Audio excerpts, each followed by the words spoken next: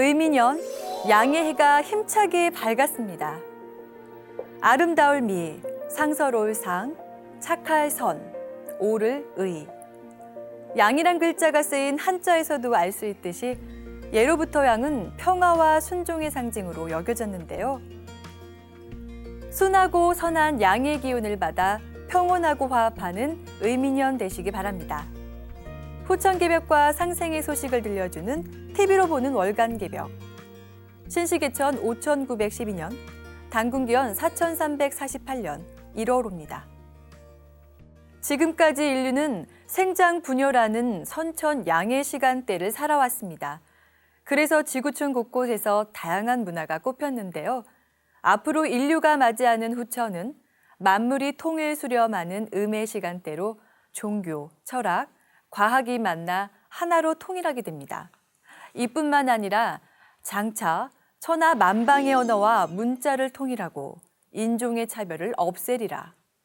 우리나라 말과 글을 세계 사람이 배워가리라 라고 하신 상제님 말씀처럼 후천에는 우리나라 말을 바탕으로 언어와 문자가 통일되는데요. 이는 한국어가 세계 공용어로 쓰일 뿐만 아니라 생활 풍습, 종교와 사상, 철학까지도 한민족의 상제 문화로 하나가 됨을 의미합니다. 가을이 되면 사람도 제 모습을 찾고 문화도 유형과 무형이 합일되어 전부가 다 하나가 된다. 상제님 진리는 천지의 열매요, 우주의 결실이요, 천지를 담는 그릇이다 라고 하신 태상 종도사님 말씀 묵상하는 시간 갖겠습니다.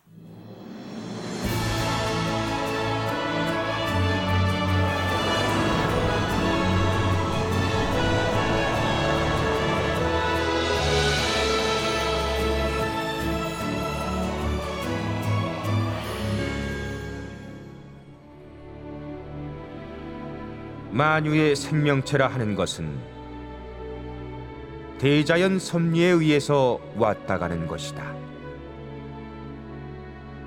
우리가 살고 있는 이 시점은 천지의 질서가 바꿔지는 때다. 추나추동 사시가 둥글어가는 게 대자연의 질서 아닌가. 지금 봄, 여름 세상이 지나고 가을, 겨울 세상을 맞이하는 것이다.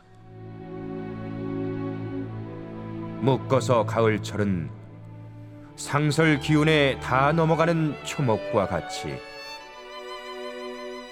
천지에서 사람 농사 지은 것을 추수하는 때다.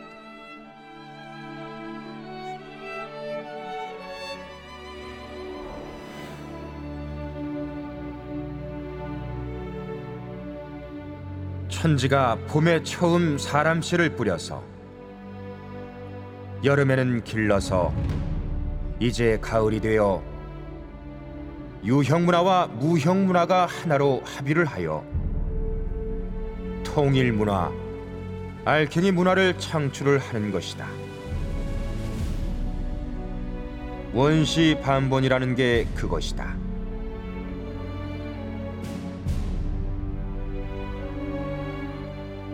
상제님 진리는 유형문화와 무형문화가 하나로 합의를 한 통일문화, 알갱이 문화다. 가을이 되면 사람도 제 모습을 찾고 문화도 유형과 무형이 합일되어 전부가 다 하나가 된다. 증산도는 상제님 진리는 천지의 열매요, 우주의 결실이요, 천지를 담는 그릇이다.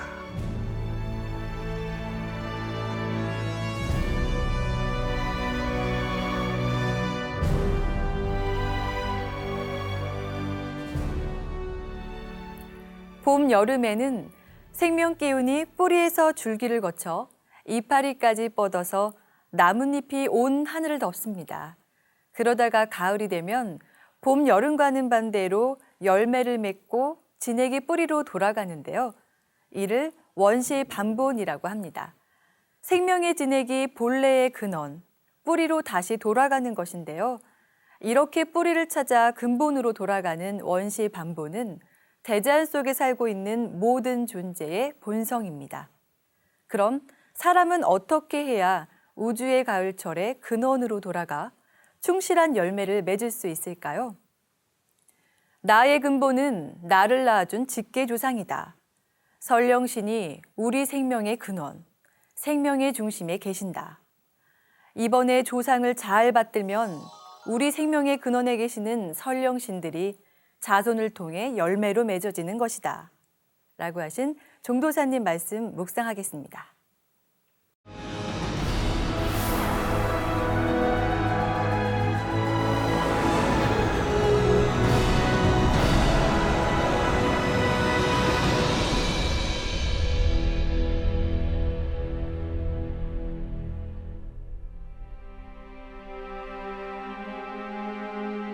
생장염장.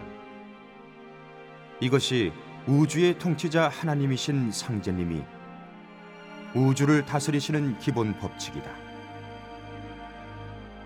봄은 낳고 여름은 기르고 가을은 수염을 하고 겨울은 폐장을 한다. 생장염장. 이 속에서 인간 역사도 함께 성숙하는 것이다. 자연의 법칙과 더불어 봄이 되면 봄철의 문화가 나오고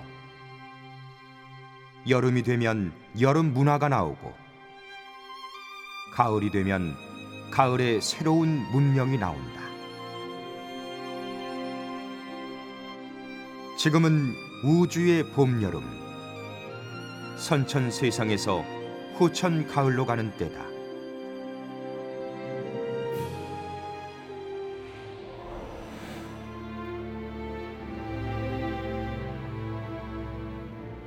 이 때는 원시로 반본하는 때, 근본으로 돌아가는 때다. 그러므로 원시 반본을 실천해야 산다. 근본이란 무엇인가? 나의 근본은 나를 낳아준 직계 조상이다. 설령신이 우리 생명의 근원, 생명의 중심에 계신다.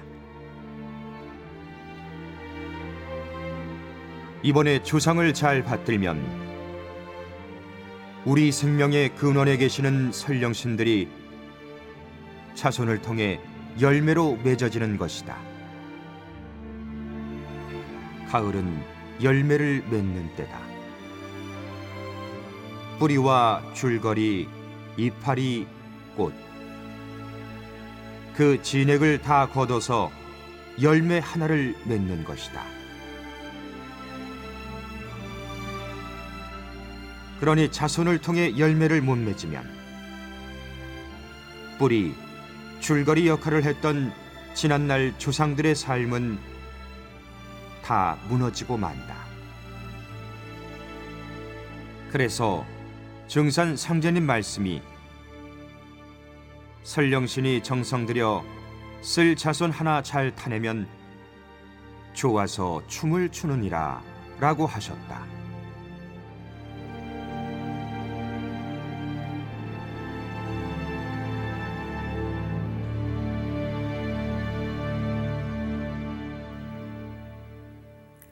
월간 기벽은 도우 내에도 신앙과 진리, 시사, 역사 등 다양한 내용을 다루고 있는데요. 1월호에 실린 주요 내용을 살펴보겠습니다.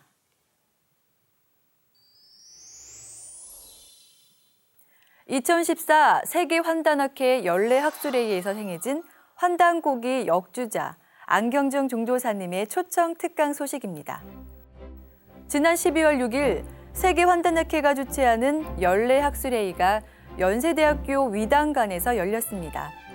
이날 학술회의는 환단사의 역사성 정립을 위한 새로운 접근과 동북아 고대사의 재발견 등을 주제로 개최되는데요.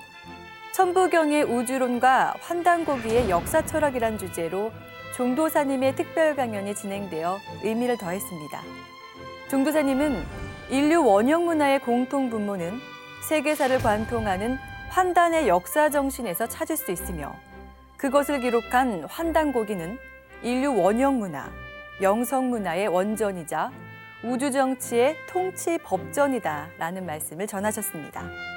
또한 올바른 역사 인식의 출발은 상고 역사의 진실과 근원맥을 철저히 고찰하고 이와 함께 근대 역사의 시작인 동학의 중심 메시지를 일체관계로 파악하는 데서 출발한다고 강조하셨습니다. 태을주 천재조와 문화를 연다에서는 성도님들의 태을주 수행과 도공체험 사례를 소개합니다. 평소 오른쪽 어깨가 좋지 않아 늘 저리는 증상이 있었던 권기동 성도님. 2013년 8월경엔 갑자기 어깨 통증이 더 심해져서 정형외과를 찾았는데요. 신경다발을 지지해주는 인대가 석회화되어 신경을 누르는 후종 인대 고라증이라는 진단 결과를 받았습니다. 이 병은 오로지 수술을 통해 석회를 긁어내거나 신경 통로를 넓혀 신경 압박을 완화시키는 치료 방법밖에는 없었는데요. 하지만 수술을 한다고 해도 목을 마음대로 돌리지도 못하고 진통제를 복용해야 했습니다. 수술 결정을 하고 수술 받기까지는 1달 반 정도의 여유가 있었다고 합니다. 권성도님은 이때부터 도장에서 치성을 올리고 태을주와 도공수행을 하며 등산과 치료도 병행했습니다. 수행을 하루 이틀 하면서 아주 조금씩 통증이 덜해졌고 왼쪽 팔도 조금씩 나아졌습니다. 그래서 수술을 연기한 후 100일간 집중 수행을 했는데요. 그렇게 하니 팔 마비 증상이 90% 정도 풀려서 결국 몇 차례 연기했던 수술을 취소했습니다. 1년 반이 지난 지금까지 정상적인 생활을 하고 있다는데요. 권기동 성도님의 사연에서 내가 이 세상의 모든 약기운을 태을주에 붙여놓았나니 만병통치 태을주니라 라고 하신 상제님 말씀을 확인할 수 있습니다. 북한에선 거주 이전의 자유, 종교의 자유, 여행의 자유조차 허용되지 않을 만큼 인권이 무시되고 있는데요. 그동안 북한의 인권 개선을 요구해왔던 국제사회가 행동에 나섰다고 합니다. 지구촌 개벽 뉴스에서 준비한 유엔의 북한 인권 결의안 채택에 대한 소식입니다. 세계 최악의 인권국가 북한. 현재 북한에선 개천관리소, 요독관리소 등 알려진 것만 6개의 정치범 수용소가 운용되고 있습니다. 이들 수용소에는 20만 명의 정치범들이 갇혀 상상 못할 인권 유린을 강요당하고 있습니다. 이렇게 북한은 언론, 집회, 결사의 자유는 물론 당에 반대되는 정치 의견은 표현 자체가 불가능한데요. 지난 12월 18일 유엔 총회가 본회의에서 북한 인권 결의안을 채택했습니다. 결의안은 안보리가 북한의 인권 침해에 대해 책임을 물을 수 있는 효과적인 맞춤형 제재를 실시할 것을 권고하고 있습니다. 특히 북한 상황을 국제형사재판에 회부해 책임자를 처벌해야 한다는 강력한 제재안이 결의안에 포함된 것은 이번이 처음인데요. 북한 국방위원회와 조국평화통일위원회는 국제사회의 이런 움직임에 대해 누구라도 공화국의 최고 존엄을 훼손하면 극단적 조치로 대응하겠다고 공언하고 있습니다. 이 때문에 북이 4차 핵실험이나 장거리 미사일 발사, 서해 NNL과 비무장지대 등에서도 군사도발을 감행할 가능성도 배제하기 어려운데요. 국제사회의 압력이 높아질수록 북한이 군사모험주의로 나설 가능성이 높아지고 있는 지금. 깨어있는 자세로 상실음 대세를 정확히 읽고 준비해야겠습니다. 전 세계는 지금 화산, 지진 등의 자연재앙과 이상기온 현상으로 인한 홍수, 폭설, 가뭄 등의 기후재앙으로 몸살을 앓고 있습니다. 여기에 더해 그동안 구축해온 인류 문명 역시 그 한계를 드러내며 여기저기서 균열의 조짐을 보이고 있는데요. 재난에 대한 경각심과 안전의식의 제고를 위해 특별 기획 시리즈 재난과 안전. 그 첫 번째로 다가오는 대재난을 준비하라. 이제는 안전이다가 실렸습니다. 경주 리조트 체육관 붕괴, 세월호 침몰, 판교 환풍구 추락사고, 원양어선 오룡호 침몰. 2014년은 꼬리에 꼬리를 물고 발생하는 사건과 사고들이 끊이지 않았습니다. 특히 세월호 사건은 재난에 대비하는 국가 시스템뿐만 아니라 우리 사회 전반을 다시 돌아보는 계기가 됐는데요. 최근 통계청에서 13세 이상을 대상으로 사회 불안 요인을 조사한 결과 절반 이상이 우리 사회가 안전하지 않다고 느끼는 것으로 나타났습니다. 특히 세월호 참사의 충격 때문인지 사회의 안전을 위협하는 가장 큰 불안 요인을 인재라고 생각하는 비율이 가장 많았는데요. 국가에서도 이를 의식한 듯 국민안전처를 신설하여 국민의 생명과 재산을 지키기 위해 노력하고 있습니다. 하지만 여전히 국민들의 우려는 가시지 않고 있는데요. 실제로 5년 뒤 우리 사회가 안전해질 거라고 보는 국민은 5명 중에 1명에 불과했습니다. 독일 뮌헨대 울리에벡 교수는 현대 사회를 위험한 사회라 규정하면서 국가 정책의 최우선 과제는 사회적 안전장치를 마련하는 것에 있다고 강조했습니다. 안전도 관리가 필요하다는 것인데요.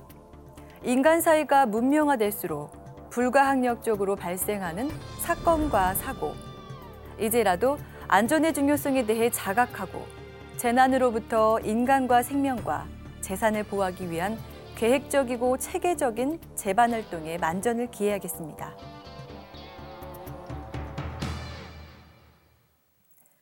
선천의 도정이 문왕과 무왕에서 그쳤느니라. 옛날 항고조는 마상에서 득천하였으나 우리는 좌상에서 득천하하리라. 증산도의 진리성전인 도전에는 천지공사의 진리 구성과 관련된 수많은 역사 인물들이 등장하고 있는데요. 상제님 진리를 보다 깊이 있게 이해하기 위해서 마련된 도전 인물 열전. 그 첫 순서로 개척과 창업의 상징인 주나라 문왕과 무왕의 이야기가 실렸습니다. 지금으로부터 3000여 년 전, 중국 상나라가 주왕의 폭정으로 기울어가던 당시 중원의 서북부 황토권 일대를 다스리고 있던 문왕은 어진 정치로 신망을 받고 있었습니다. 그러나 그의 명성이 날로 높아지자 주왕은 그를 유리에 유배시킵니다. 생명을 위협하는 7년 유배 생활과 극심한 고통 속에서도 그는 테오부키시께서 그리신 8개를 64개 384요로 해석해 주역을 만들어 문명의 빛을 열었습니다. 유리옥에서 풀려난 후 덕행을 베풀어 민심을 얻고 국력을 길러나간 문왕. 그는 물질적 욕망을 최대한 억제하고 사치와 음탕은 물론 지나친 방종은 추호도 용납하지 않았습니다. 엄격하게 자신을 통제했지만 다른 사람에게는 관대했습니다. 스스로 법령과 단력 체계를 채용한 그는 인재를 중시하여 군사와 정치 전문가인 강태공을 얻기도 했습니다. 생애 마지막 7년 동안 중원의 3분의 1을 차지하며 천명을 기다린 문왕. 중원 통일의 마지막 준비 작업에 착수했지만 큰 병을 얻어 세상을 뜨고 중원 제패의 대업은 그의 아들 떼로 넘겨주고 말았습니다. 이후 무왕이 동생들과 강태공의 도움으로 상나라를 무너뜨리고 주나라를 건국함으로써 문왕과 무왕 2대에 걸친 개척과 창업의 역사는 그 결실을 맺게 됩니다. 온갖 시련을 물리치고 대를 이어 마침내 대업을 이루는 개척과 창업의 정신을 담고 있는 문왕과 무왕의 이야기는 상제님께서 집행하신 천지공사에 녹아들어 인류 역사에 그대로 실현되고 있습니다.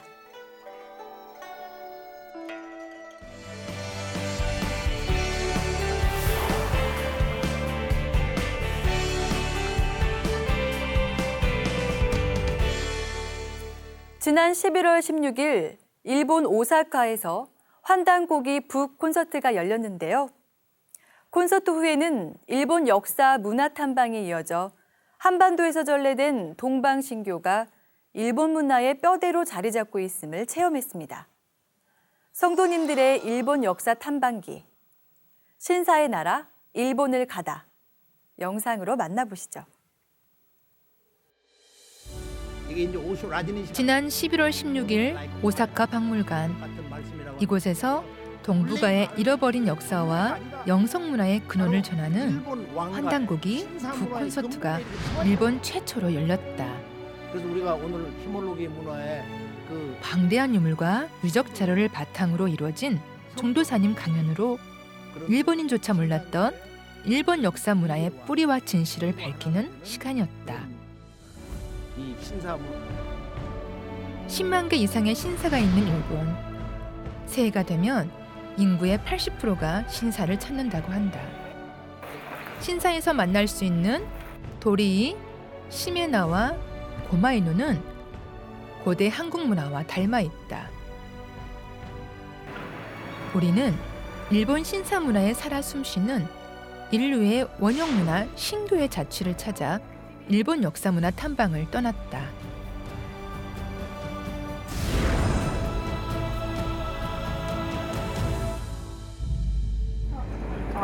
첫날 향한 곳은 일본 역사와 문화의 중심지라 불리는 교토. 가을을 맞은 교토는 붉은 단풍으로 곱게 물들어 있었다. 교토의 첫 코스는 기요미즈테라. 이곳은 교토를 방문하는 관광객에게 빼놓을 수 없을 만큼 유명한 곳이다. 곱게 물든 단풍 속에 높이 솟아오른 청수산은 빼어난 절경을 자랑했다.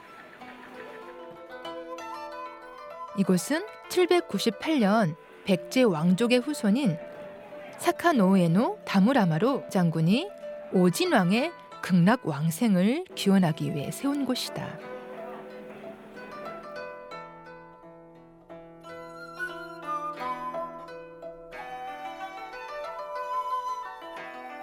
군데군데 있는 신단들과 문화재들은 원형 그대로 잘 보존돼 있어 일본인들의 신사에 대한 경외심을 느낄 수 있었다. 다음으로 향한 곳은 액과 화를 면해주고 상업을 번성케 해준다고 해서 시민들이 많이 찾는 야사카 신사다. 신사 입구에는 사기를 막는다는 고마이누 상이 서 있는데 해태 모양을 닮은 고마이누는 고대 한국에서 유래했다고 한다. 이 해태처럼 생긴 요게 지금 고마이누라고 일본 사람들이 부르는데, 고마라는 건 한자로 쓰면 고려라고 씁니다. 근데 그렇다고 해서 고려가 아니고 고구려를 얘기하는 거예요. 그래서 고구려를 뭐 구려라고도 하고 이렇게 많이 하잖아요. 그래서 고려라고 해서 고구려 사람들이 가지고 온 개라는 뜻에서 고마이누라고 해요. 고마인 이 신사는 7세기 중엽 고구려에서 일본 항실로 온 부사 이리시오노미가 창건했다. 신사에서 모시는 신은 스사노미코토로 신라국 우두산의 신이라고 한다. 그래서 스사노미코토를 우두천왕 야사카 신사를 고구려 대사라고 부른다. 본래 명칭이 기원사였던 야사카 신사는 일본의 3대 맞주리 중 하나인 기온 맞주리로 더 유명하다. 기온 맞주리가 일본에서 가장 큰 축제인 까닭은 기온사가 맞주리의 원류이기 때문이다. 신을 맞아 제사 지낸다는 뜻의 맞주리는 우리말의 마즈리와 음이 유사하다. 동경대학의 구매 군이다케 교수는 신도는 제천 행사의 옛 풍속이라고 주장했는데 신사가 바로 우리 민족의 소도와 같음을 말한 것이다. 일본인들의 정신적 구심점인 신도는 신교 문화의 변형으로 본래 삼신상제님을 모시는 제천 풍속에서 유래했다고 볼 수 있다. 다음 날 일본 역사 문화 탐방은 나라시에서 시작됐다. 나라시에서 먼저 찾은 곳은 카시하라 고고학 연구소 부속 박물관.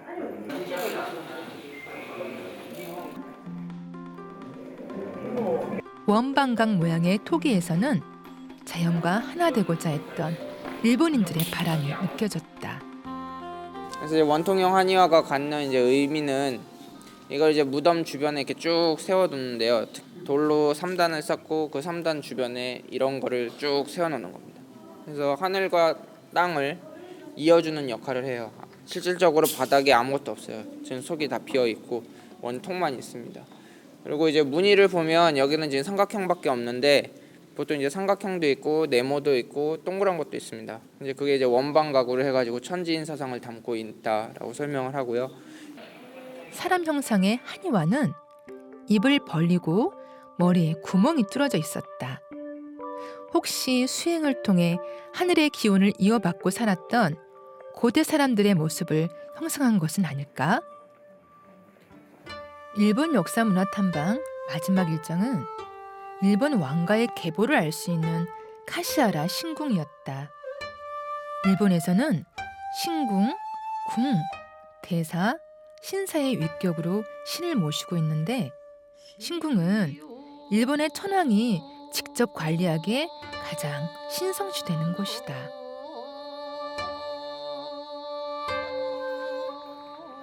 카시하라 신궁을 들어서면서 우리가 먼저 만난 곳은 도리 뒤에 시원스럽게 펼쳐진 거리였다. 신사 입구의 일주문 도리이는 새가 앉아있다는 뜻으로 우리나라의 솥대가 변형된 것이라고 한다. 솥대는 신을 모시는 기둥으로 나무는 우주의 중심에 세워져 하늘 세계와 지상의 인간 세계를 서로 연결하는 우주의 통로를 상징한다. 그리고 우주나무 끝에 앉아있는 하늘새는 천신에게 인간의 기원을 전하는 전령자이다. 카시하라 신궁은 그 규모에서 다른 신사를 압도했다. 웅장한 건물과 넓은 호수는 이곳에 모신 신이 범상치 않음을 짐작했다. 카시하라 신궁은 기원전 660년에 일본을 건국한 제1대 진무천황과 황후를 모신 곳으로 메이지 시대인 1889년에 일본서기의 기록을 근거로 세워졌다. 특히 신무천황의 황후는 일본의 개국신인 대국조신의 딸이라는 설명에서 일본 국조신과 왕가의 계보를 알 수 있었다.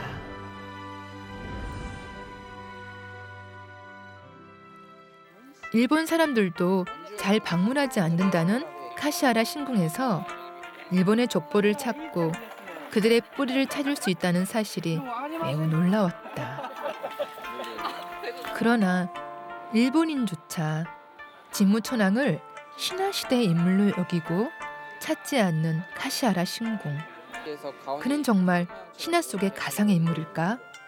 저건 치미는 우리가 눈여겨볼 것은 일본인조차 모르고 있는 그들의 뿌리에 대한 기록이 단군세기 메륵단군조에 나온다는 사실이다. 서기 전 667년 단군조선의 메륵단군이 협야 후 100만명을 보내어 해상의 적을 토벌하고 삼도를 모두 평정했다는 구절이 그곳으로 이 해가 일본 서기에 진무천황이 등장하는 해이다. 이를 통해 협야 후 100만명이 일본 서기에 나오는 진무천황, 즉 사노노 미코토인 것을 알 수 있다. 일본인들이 감추고자 했던 그들의 건국에 관한 진실. 일본 고대사는 동방 한민족의 이민 개척사였던 것이다. 단군조선에 의해 비로소 왕조사가 시작된 일본은 그 후로도 이 땅에서 넘어간 한민족에게서 역사 발전의 자양분을 공급받았다.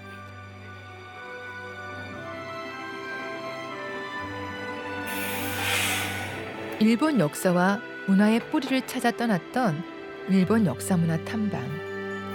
짧은 시간이었지만 일본 신사에서 만난 문화와 유적에선 신규문의 자취를 찾기에 충분했다. 이번 일본 역사문화 탐방은 고대 우리 조상들이 일본의 문화 형성과 발전에 지대한 영향을 끼쳤음을 눈으로 확인할 수 있는 소중한 경험이었다.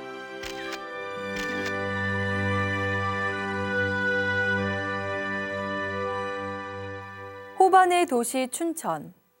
이곳엔 의암댐이 건설되면서 생긴 섬 중도가 있는데요. 작년 여름 중도에서 레고랜드 부지를 조성하는 도중에 2000년 전 선사시대 유적이 대거 발굴됐습니다. 역사 보존이냐, 개발이냐를 놓고 논란이 커지고 있는데요. 이런 가운데 지난 1월 7일 국회 헌정기념관에서 춘천 중도 고조선 유적지 보존 및 개발 저지를 위한 확수례가 열렸습니다. 어떤 내용인지 영상으로 만나보시죠. 아울러 지난 1월 9일 개최된 제2회 청소년 환단고기 독후감 공모전 시상식 함께 보시죠.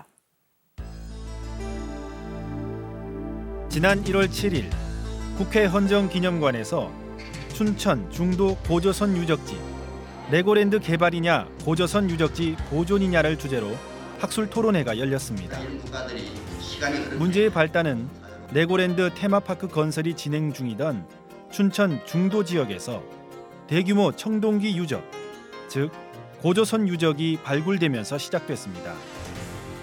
2013년과 2014년 상반기에 실시한 1차 발굴 조사 결과 이들 유적에서 비파형 동검, 청동도끼, 각종 토기와 석기류가 1,400여 점이나 출토된 것인데요. 조사 결과 중도 유적은 국내 최대의 고조선 시대 유적일 뿐만 아니라 세계에서도 보기 드문 청동기 유적이라 평가됐습니다. 그동안 식민사학으로 인해 부정됐던 고조선의 실체와 문화 수준을 보여주는 매우 중요한 유적지로 더욱 관심과 기대를 모았던 중도 유적. 그런데 개발 부지가 이전될 것이라는 예상과 달리 레고랜드 건설이 확정 추진되면서 학계와 시민단체의 분노가 높아지고 있습니다. 더구나 우리 문화재를 앞장서서 보존해야 할 문화재청이 레고랜드 건설 허가를 내준 것에 대해 도무지 이해할 수 없다는 반응입니다. 춘천 중도 유적의 고고학적 성과와 역사적 의의라는 주제로 발표한 이홍구 교수는 중도 유적 전체를 보존 조사해서 고조선 시대의 역사를 복원해야 한다고 강조했습니다. 이거 보세요. 세상에 이럴 수가 있습니까? 지금 내고로 저렇게 할 수 있겠어요? 내고 갖고 생각해서 그거는 내고로 모르겠다. 저건 완전히 없어집니다. 중국 요하 문명 지역의 유적지 보존과 역사 인식을 비교 발표한 우시라 교수는 단일 규모로는 최대인 춘천 중도 유적에 레고랜드 놀이공원이 건설된다는 소식에 참담함을 금할 수 없다고 밝혔습니다. 레고랜드가 아니라 고조선 랜드다 그런 것이 중국과 일본에 의해 왜곡되고 광복 후에도 식민사학으로 인해 부정돼 온 우리의 고대사. 이제 고조선의 실체를 확인할 수 있는 최대의 유적지가 발굴됐음에도 이를 다시 땅속에 묻으려는 이해할 수 없는 상황. 세계적인 선사시대 유적인 중도가 플라스틱 장난감 아래에 묻힐 위기에 놓여 있는 지금 무엇이 진정한 미래를 위한 일인지 깊이 고민해야 되겠습니다. 2014년 6월부터 9월까지 3개월간 제2회 청소년 환단고기 독후감 공모전이 사단법인 대한사랑 주최로 열렸습니다. 이번 공모전은 대한민국의 미래를 짊어질 청소년들에게 우리 역사의 진실을 알리고자 기획됐는데요. 수많은 청소년들이 응모해 우리 역사에 대한 관심과 열정을 느낄 수 있었습니다. 지난 1월 9일엔 독후감 공모전 시상식이 서울 페런타워에서 열려 역사 사랑에 대한 열기를 더했습니다. 대전 동아마이스터고 김응동 고기 독후감 대회에 응모하여 최우수상 수상자로 선정되었습니다. 시상은 3금과 환단고기 역주본이 부상으로 함께 주어졌습니다. 바탕으로 환단고기 축제가 수여됩니다. 이날 행사에선 청소년을 위한 환단고기 역사 특강도 함께 열렸는데요. 환단고기에 담긴 중국과 일본에 의한 역사 왜곡의 실상과 한민족 9,000년사의 국통맥을 깨달을 수 있었습니다. 최근에 주장하는 게 뭐냐면 고조선도 중국의 역사다라고 지금 주장을 하고 있습니다. 이제 정말 너무 왜곡된 역사가 많은데 일단 단군 신화부터 그건 신화가 아니고 이제 역사인데 그런 점을 저희 우리나라의 학계에서 전혀 인정을 하지 않아서 이제 뭐 일본도 왜곡을 했고 중국도 왜곡을 했지만 가장 중요한 건 우리나라가 왜곡을 한 게 제일 문제라고 생각을 해요. 그래서 우리나라부터 우리 청소년들이 먼저 이런 거를 제대로 알아갖고 배워서 그런 거를 널리 사람들한테 알렸으면 좋겠습니다.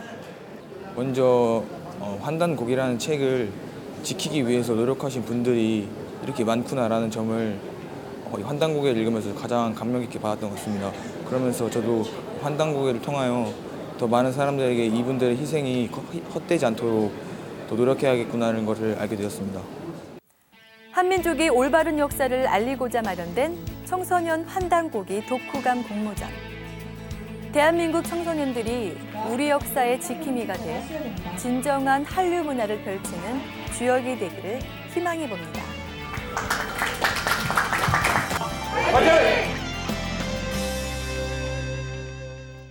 10관에서 을은 새싹, 생명력, 12지지에서 미는 양기와 음기가 교차하는 교차점을 뜻하는데요. 그 어느 때보다 다사다난했던 갑오년을 뒤로하고 새로 맞이한 을미년. 그 속에 담긴 자연 섭리와 역사적인 의미는 무엇일까요? 영상으로 만나보시죠. 12지지의 8번째 동물 양. 시간으로는 오후 1시에서 3시, 달로는 6월에 해당하는 시간이며 방향으로는 남남서를 지키는 방위신입니다. 양은 동서고금을 막론하고 순박하고 인내심 많은 동물로 통하는데요.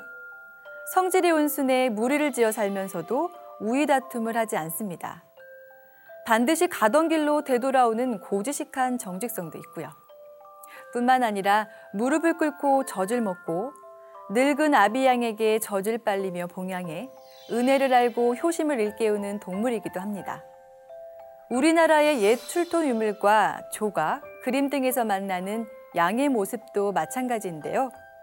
속죄양이라는 말처럼 일찍부터 영험한 동물로 여겨져 제물로 사용됐던 양은 벽사와 길상을 상징하고 평화스러운 면모를 드러내고 있습니다.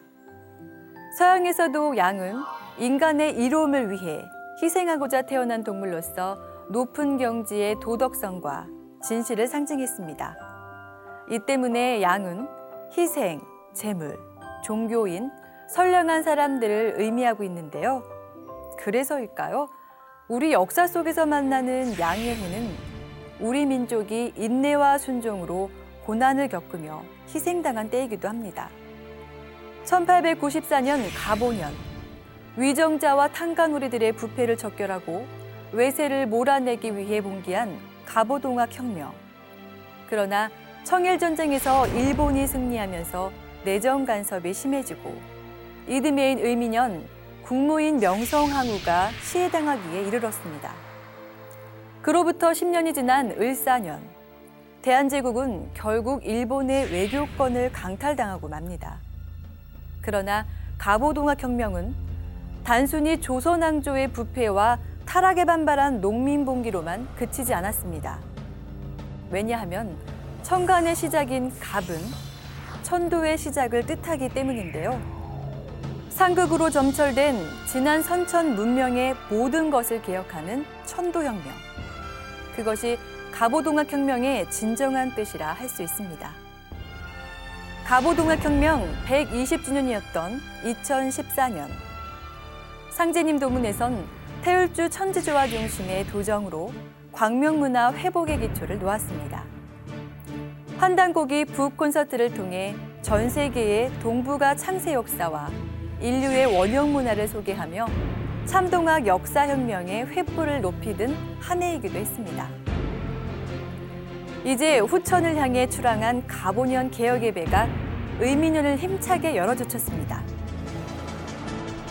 의민연의 을은 새가 날아가는 모습과 봄의 새싹을, 미는 양의 시간대가 끝나고 음의 시간대로 전환되어 만물이 결실하는 때를 뜻합니다. 그래서 의민연에는 갑오년에 시작한 변화와 개혁이 구체적으로 드러나 결실을 맺는데요. 희망의 싹을 틔워 만물이 결실하는 의민연을 맞아 자신을 기억해 세상의 광명의 빛을 전하는 역사의 주인공 되시길 기원합니다. 신앙이란 믿는 마음, 신심을 바탕으로 하는데요. 진리를 탐구하는 사람도 경건하게 주문을 읽는 수행자도 진실로 믿는 마음을 근원에 두어야만 우주의 조화와 영성의 힘을 내려받을 수 있습니다. 의민요는 지금과는 다른 변화와 성취를 원하시나요? 자기 스스로를 굳게 신뢰하고 깊고 순수한 신심을 가진다면 희망과 기적은 선물처럼 다가올 것입니다. TV로 보는 월간 개벽, 다음 시간에 뵙겠습니다.